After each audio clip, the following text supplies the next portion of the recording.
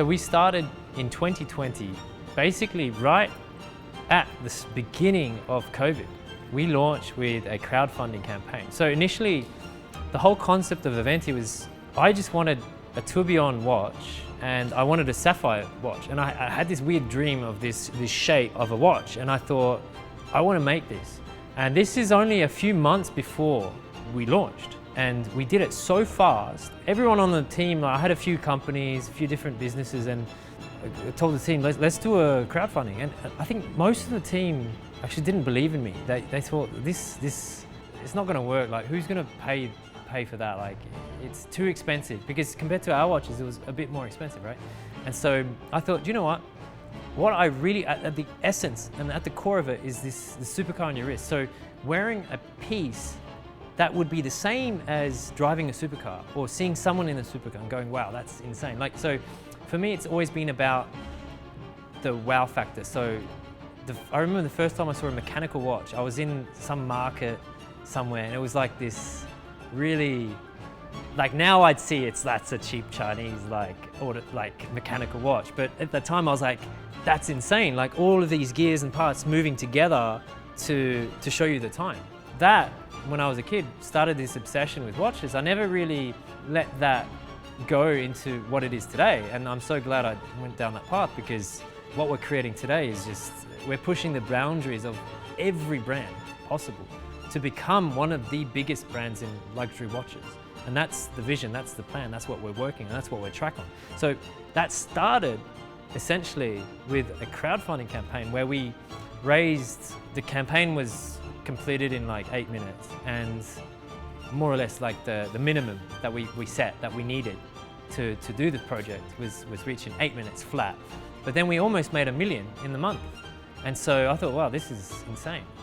And the reason why it was successful is because we just focused in on very, very simple things. One, the feeling of a supercar on your wrist. That's what it's all about. That's the first thing.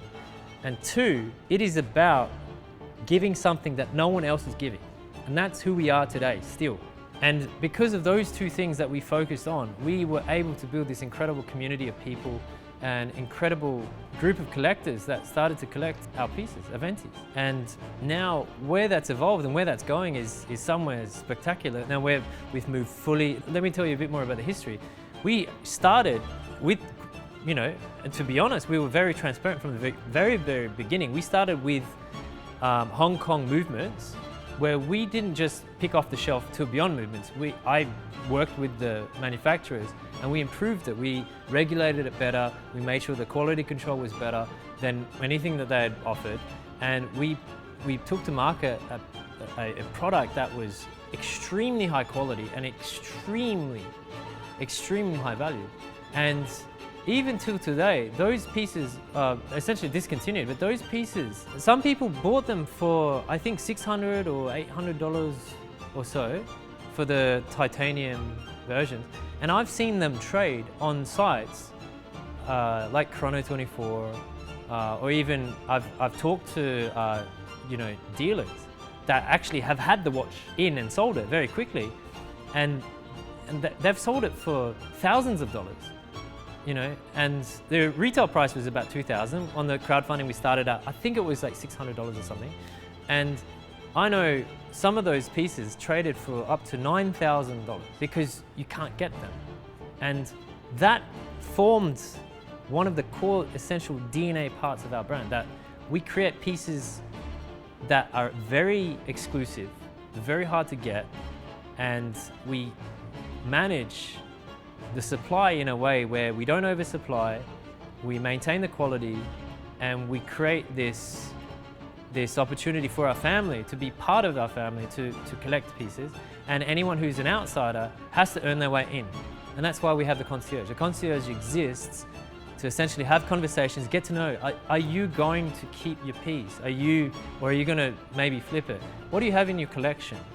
Like, what do you do for the community? Are you involved in the community? Are you helping people? Do you have people that you mentor? Are you in business? Like, all of these elements come into play when we select, our family members. And so I'm telling you this story because it's very different from how we started. We started with like a crowdfunding campaign that was essentially a transaction. hey, you like this watch, back it, buy it. Then we moved into the early levels of concierge, which is essentially after the campaign was finished, we delivered. We had a lot of issues, and I'm not here to paint this perfect picture of our past, and even now, right, we've had our issues, we are going through things, and we're going through difficulties, but no other brand has had a perfect run. Rolex was not Rolex when they started. They had other movements, they had other suppliers, and they eventually evolved into who they are today. If you have an early Rolex piece, how much is that worth now? Aventi is going through certain things, right? And that is part of our DNA, part of who we are. But at the core of that commitment is from me to create something so special, so unique, and to make everyone who's part of this journey happy, and to keep our promises to do whatever we can. And there are so many things that have come up against us, and not even my mistakes, which I have made mistakes, but things that any person, no matter how smart you are, how talented you are, you would have gone through this, and it is extremely difficult. We've had customs packages seized for no reason. We've had huge batches seized where we've had to cover the loss. And guess what? Those items that were seized appeared in the grey market. So the customs in a country, I don't even want to say because I don't know what would happen, but there was a country that we were shipping large amounts of pieces to be redistributed to clients. And those pieces were seized and disappeared. We couldn't access them. And then they end up on the grey market. So we were getting stopped there. We had our partners, that transition from Hong Kong to Switzerland, I thought would be smooth. I thought it would be easy. I thought it would be very straightforward. You know, we have this agreement, we have this development, we have time schedules, all of that. But in reality, what happened, this is something that we weren't experiencing. It doesn't matter where the country is, and that's part of our philosophy as well. Something that I didn't mention before is that we are decentralized. We have no offices, we have no boutiques, we have no factories that are ours, right? We work with the best, we find the best, we work with them, and we produce a product that's impossible to do. And I thought, but just by going to Switzerland, working with Swiss partners, we won't have those issues. We won't have any problems. Not that we even had them dealing with, you know, Hong Kong, Japan, even many other countries. We never really had that many issues. I was more careful with them, and maybe that's why we didn't have so many issues. I thought, okay, with Switzerland, this is the pinnacle of watchmaking. This is the absolute top, and we found this amazing opportunity to provide something of incredible value and to go, you know, Swiss in that sense. And it almost killed us. We had family members waiting for a very long time to get their pieces, and because of the mistake of trusting. And so, as I sound like a person burned in a relationship, that's how I really am. Like, I will not trust anyone in that sense. I will ensure that everything happens, and that's what's happening today. We are exceeding all expectations. We are going to a whole new level, and because of what we've been through, and because of our supporting family members who support everything that we're going through and what we've been through. And so basically what had happened, and I will tell you certain things, and I think I can share some things I can't share yet because we're not completely out of it. So I have to be careful with what I say. Basically, we were going through phases where we were constantly delayed with getting pieces. Then we would get pieces. Then we would send pieces and get seized by customs again in other countries. We would receive pieces in other countries where we do processing and other developments like Japan or, you know, any other countries that we work with based on their skills. And when we would move parts around or move pieces around the world because of the nature of how we create these watches, we would get seized sometimes, and we would pay duties, and we do everything legitimately. Ironically, Switzerland would seize our pieces. And when something was shipping from Switzerland to another facility somewhere, or just a shipping facility, maybe in Germany or somewhere else, right? We would have always problems in Switzerland.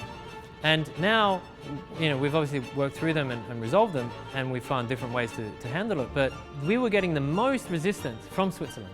And we're trying to support the economy there. We're trying to build these incredible pieces. And I realized there is something bigger at play. There's something or someone trying to stop us. And that's my feeling. Maybe I'm wrong, maybe I'm crazy, but it's the only explanation for all the stuff that we've been through. But what's great is that we have an incredible community, we have incredible products that you can't even compete with. No other brand comes close to what we produce and how we produce those things. And because of all of these things, we have passed through all of these difficulties, and we're bringing out pieces that no one has ever thought of, no one's ever seen, technologies that don't even exist in the luxury watchmaking field. We've developed a nano machine which I'm yet to officially release. That's essentially taking our creativity into industries and repurposing machinery and building new machinery. And no one is doing that, right? The accuracy and the quality that we're producing is far superior to any of our competitors. And the focus that we have, not only that, but the storytelling aspect of our pieces, right? When you wear an Aventi, you're wearing a story on your wrist. You're not wearing another model number, another reference number, another color, another iteration of a dial. You're wearing something that is just taking you into this deep, meaningful story, this intention, this art. You know, I've got some friends that talk to me that I don't understand art. I don't get what art is, you know. I don't know how people spend tens of millions of dollars on art, right? And I think, well, it's not the art that they're buying. They're actually buying the story behind that work. And in a lot of ways, that's what we are. We are not mass producing this same cookie cutter design. And I used to be that guy that would look at someone and go, wow, they're wearing a Rolex. You know, oh, wow, they've got an AP, you know? Be like, wow, that's insane. Oh, I've had incredible watches from all brands, my personal collection. And what I realize is there is no spirit, there's no soul, there's no passion, there's nothing in it other than sneaky, clever marketing campaigns that is designed to make you feel that you need it by perfect product placement, by association of color. And that's about it. There's no deep thought put in. There's no emotion, there's no meaning. We create pieces that are complete from the materials developed for it, from the design, from the art that we put into it, from the supporting content that we create around it. This is who we are. And it all started from an idea of crowdfunding. Hey guys, let's get together, let's build something crazy. Let's bring a tourbillon and a sapphire watch to life. And we perfected that. And now we've gone through and we've invented and created techniques and materials, I think close to 10 or more. And we've only been alive for what, 4 years now. In most companies' entire existence haven't come up with that much innovation. And we are pushing it, and we're continuously pushing, and we will continue to push it, no matter what comes at us, no matter all the issues that we face, no matter what people say.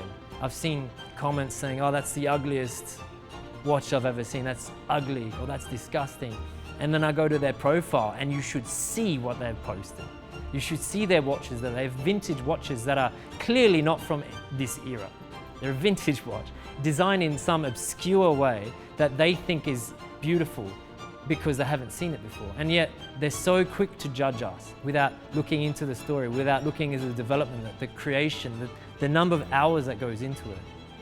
And that's what we want to do. We want to share these stories. We want to bring that feeling of having a supercar to your wrist, that feeling when you were a kid and you first saw a supercar. And there has not been a day that goes by when I wear an Aventi and I walk into a cafe and people get quiet. They look at it and they go, what is that? And there's no other brand, in my opinion, a new brand like us that can command the room like an Aventi. And anyone who owns an Aventi says the same thing. They have Pateks, they have APs, they have Rolexes, right? Which one gets the most attention? Aventi. Which one gets the most talked about? Aventi. And this, for me, I have other brands. You know, obviously I have created this brand. I used to wear other watches. Do you know what? I don't think I'm going to wear any other watches. Even though I have other businesses and other projects and involved in different things, I'm a musician and my nature is to be creative, to create things. Imagine being forced to play one thing over and over and over again. I can't.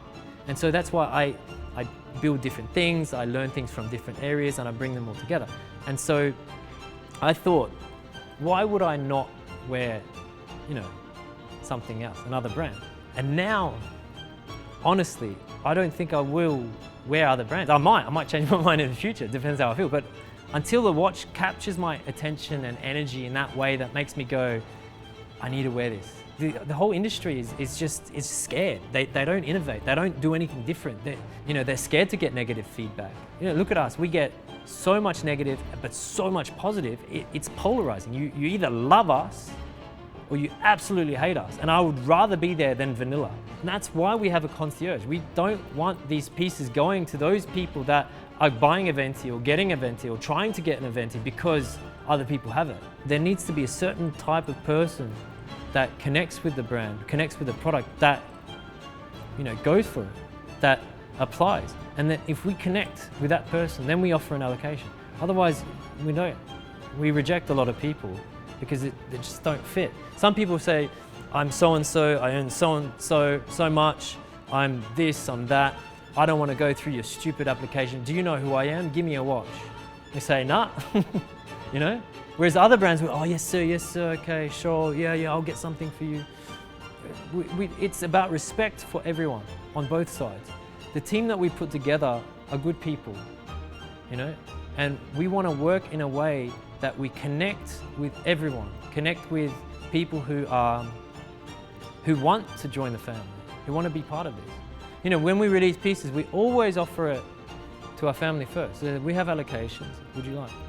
And when you're part of the family, that's what happens. When you're part of the family, you get gifts, you get things along the way. And that's what I've been working really hard on. I mentioned before, I'm a musician, I want to create things. And so I've created different brands, different items that have the spirit of Aventi in their own way. Different brands, different products, different things that I am gifting to our family. I don't want to mention too much about them, but those items that have their own stories, that have soul, that have something special. And that's my vision for everything that I do and that I create, has to have that something in there that makes you feel something, right? It's not just a cheap marketing campaign or some fancy photos and hey, click buy now. No, it's about a story. It's about moving. Like we're born into this world as just skin and bones and flesh. And a lot of the time, the greatest moments of our life have been those moments where we share and create stories. We create stories from the experiences that we have. And those experiences, when we share them, it connects us. It makes us feel that we're real, we're in this. No one knows what they're doing. You think so-and-so is happy or sad or this or that. No one really knows. People may have found their own way in their life, but at the end of the day, that feeling of finding something is what we create. And with every piece that we create stories that are meant to captivate and inspire and make you feel something. That is precisely why I think when we create Aventi, it needs to fit in its own place. And that's where the people that are part of our family are like that. They're hugely successful. They're hugely passionate. They want to express themselves in a unique way. They're bored of all the same, You can't eat the same meal every day, right? Look at all these other brands. They are doing the same thing every year with a tiny iteration. It's enough. That's why we created Aventi. That's why we're here now, and that's why we'll be here for the next forever. We will evolve. This company is more than just this idea of what we've done. It has a spirit, has a soul. It will continue long past me, and that's the purpose of being creative, doing different things, making sure that there is something that turns this into its own entity, like a tree. We have to plant the seed, let it grow, and at a certain point, nature takes over. So that's more or less the story of Aventi so far. I think there's a lot of chapters to come, but it's something you can't compare us to anything, really. And that's why it's so special. So thank you for listening.